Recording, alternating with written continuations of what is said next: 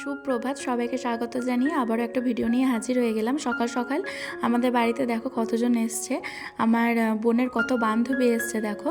তো সবাই রেডি হয়ে এসেছে, সবাই যাচ্ছে শিব ঠাকুরের মাথায় জল দিতে। তো আমার বোন এখানে রেডি হয়ে গেছে কত সুন্দর করে, ও প্রতি বছর বাঁকে করে জল দিতে যেত। Good morning, welcome back to my channel. আশা করি তোমরা সবাই ভালো আছো, আমিও ভালো আছি। তো সকাল সকাল স্নান টান করে রেডি হয়ে গেছি, চাটা তো খেয়ে নিয়েছি কিন্তু আর কিছুই খাইনি, কারণ শিবের মাথায় এখন যাচ্ছি জল ঢালতে। তো আমি চুড়িদারটাই পরলাম, শাড়ি পরার কথা ছিল কিন্তু আর পরলাম না, তো টোটোয় করেই যাব। তো জল ঢেলে চলে আসবো। তো চলো, এখানে দিদা বাটা সাজিয়ে দিয়েছে আমাকে, তো কেমনভাবে সাজিয়েছে চলো একবার তোমাদের সাথে শেয়ার করি। এখানে দিদা দেখো 5 রকমের ফল দিয়ে আর মিষ্টি দিয়ে আর ধূপ আর মোমবাতি দিয়ে এখানে ডালাটাকে আমাকে সাজিয়ে দিয়েছে, সাথে জলও দিয়ে দিয়েছে। তো প্রতি বছর তো শিব ঠাকুরের মাথায় জল ঢালতে যাই, তো বোন জানো তো প্রতি বছর বাকি করে জল নিয়ে যেত। তো 4 বছর ওর কমপ্লিট হয়ে গেছে, এবছর তাই বন্ধুদের সাথে সবাই মিলে একসাথে মজা করে যাচ্ছে। এখানে দেখো আমার মাও রেডি হয়ে গেছে, তো মা এই শাড়িটা পরেছে।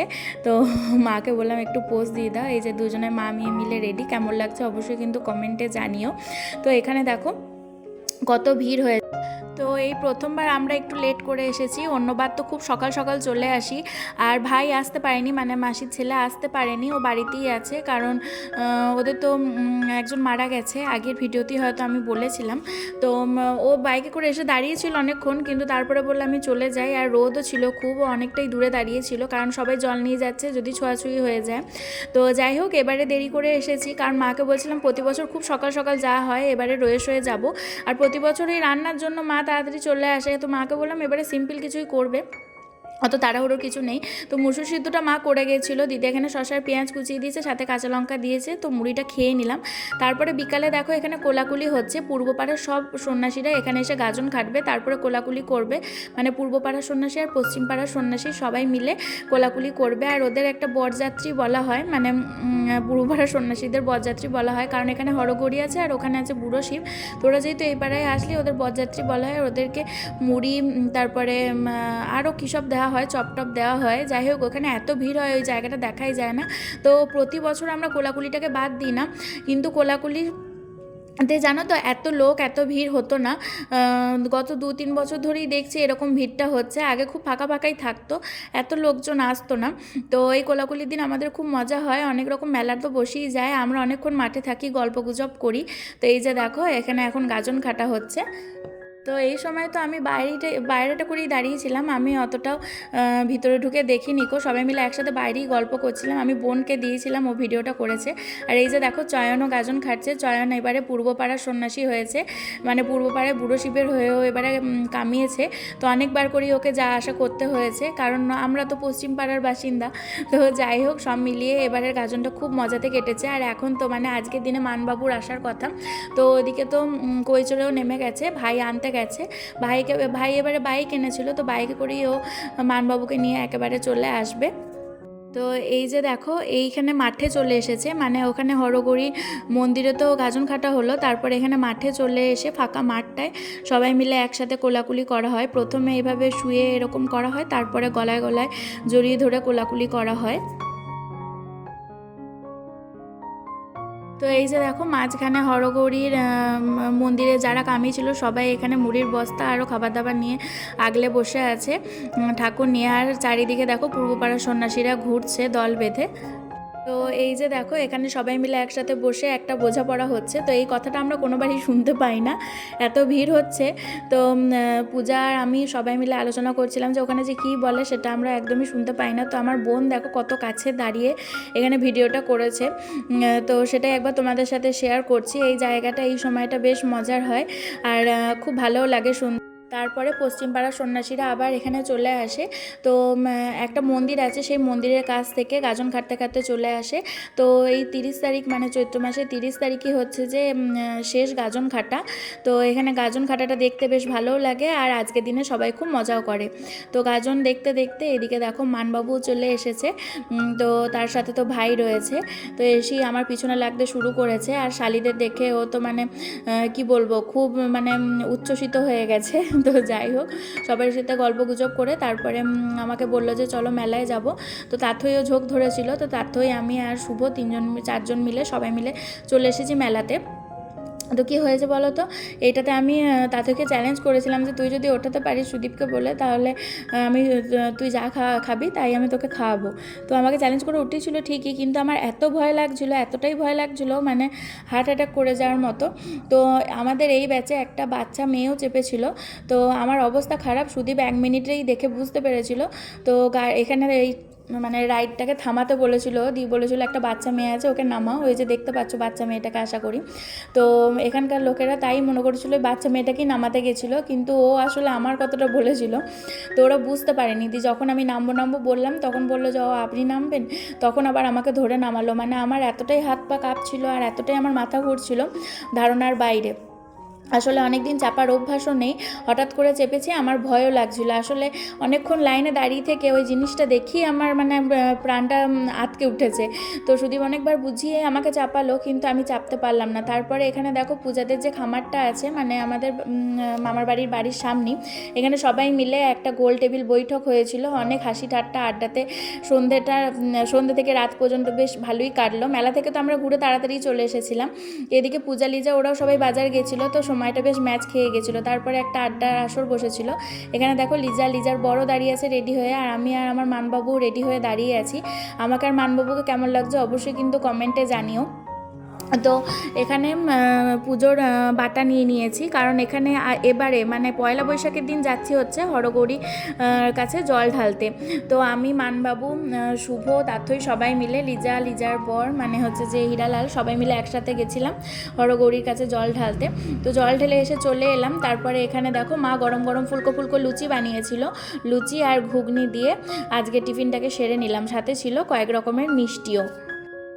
তো এই যে বললাম না, এবারের গাজনটা পুরো অন্যরকম ছিল আর খুব মজাও হয়েছে। আর মানবাবু তো মানে সবার সাথে এত ইয়ার্কি ঠাট্টা করতে ব্যস্ত, মানে ওর কোনো কি বলবো, নতুনের কোনো ব্যাপার নেই আর কি, এরকমই বলতে পারো। তারপরে দিদা এখানে ফ্রেশ করে পাকা পেঁপে কেটে দিয়েছিল, তো সবাই মিলে ওটাই খাচ্ছিলাম। সবাই বলতে আমি আর মানবাবু, আর তো কেউ খায় না। তারপরে এখানে পূজার বর মানে অজয়, পিকুদা সবাই চলে এসেছিল।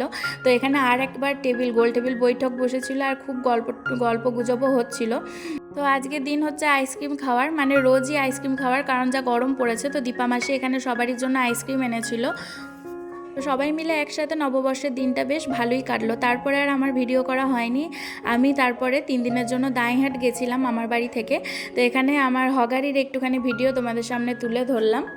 আমি শুধু হগারির একটুখানি ভিডিও করেছি। আমার প্রচণ্ড পায়খানা বমি হচ্ছিলো ওখানে গিয়ে, মানে যেদিন গেছি সেই দিনটা তো আমি সন্ধ্যের দিক করে পৌঁছেছি বাড়িতে, মামার বাড়ি থেকে।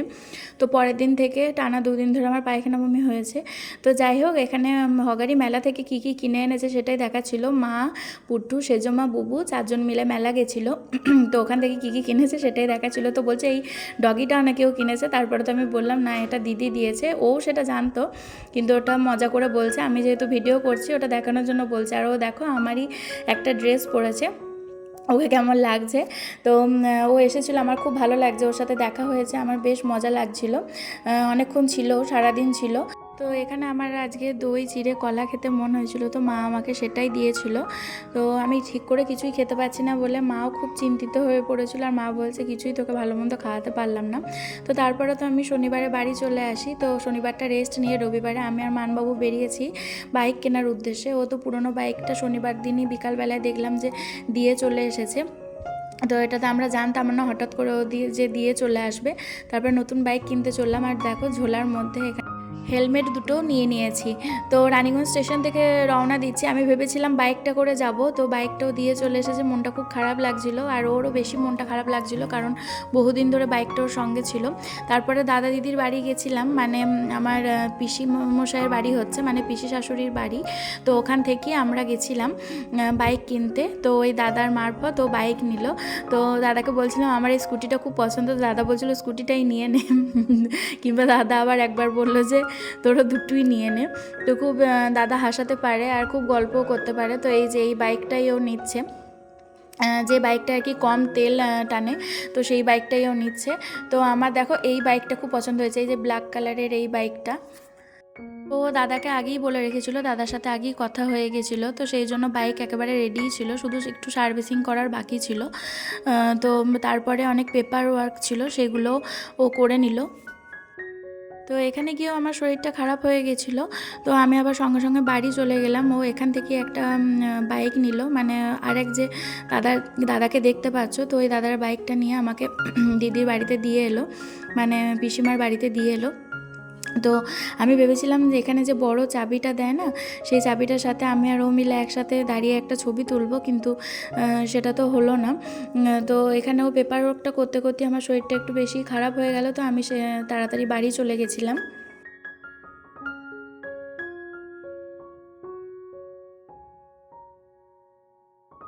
তো এখানে দিদি অনেক কিছু রান্না বান্না করেছিল, কিন্তু শরীরটা খারাপ হওয়াতে দিদি বুঝতে পেরেছিল। তো সেই জন্য দিদি বলল যে আর সেরকম বেশি কিছু করলাম না। তো আমি বললাম যে এটাই অনেক কিছু রান্না করেছো। তো সবাই মিলে একসাথে আর কি খেতে বসলাম, দাদা, দিদি, আমি আরও 4 জন মিলে খেয়ে নিলাম। আর বড় ভাইপো বাড়িতে ছিল, কিন্তু বড় ভাইপো যেহেতু ইনভিটেশন ছিল, তো বড় ভাইপো খেলো না। তো সবাই মিলে একসাথে গল্প করতে করতে খেয়ে নিলাম। তারপরে আমাদের বিকালবেলায় দিদির বাড়ি যাওয়ার কথা ছিল, মানে আসানসোল। তো ওখানে দেখো জামাইবাবু, মানে এক জামাইবাবু এখানে গাড়ির সামনে নারকেল ফাটিয়ে দিল। তো দিদি সব জোগাড় করে রেখেছিল, রেডি করে রেখেছিল। আর দিদি এখানে সারপ্রাইজ দিয়ে দিয়েছে। না, যতবারই দিদি বা রাজের সাথে কথা হচ্ছে ততবারই বলছে এমন একটা জিনিস এনেছি যে এটার জন্য তোমরা যেতে চাইবে না। তো আমার মা সকালবেলা, আমি মাকে বলাতেই মা সকাল সকাল বলেই দিল যে দিদি মনে এসি নিয়েছে দেখা। তো তারপরে মানবাবু যখন বাইক টেক নিয়ে চলে এলো, তখন যখন মানবাবুকে বললাম দিদি এই কথা বলছে, তো ও বললো সেম কথাটাই। তো সত্যি দিদি এসি নিয়েছে, এসিটা দেখতে আমার খুব ভালো লাগছিলো। আর আমরা যাওয়ার সঙ্গে সঙ্গে এসি চালিয়ে দিয়েছিল জামাইবাবু, খুব ভালো লাগছিলো। আর আমার যেহেতু পেটটা খারাপ ছিল, দিদির ঘরে এসিতে বসে আমার খুব আরামও লাগছিলো, শরীরটা খুব সুস্থও হলো।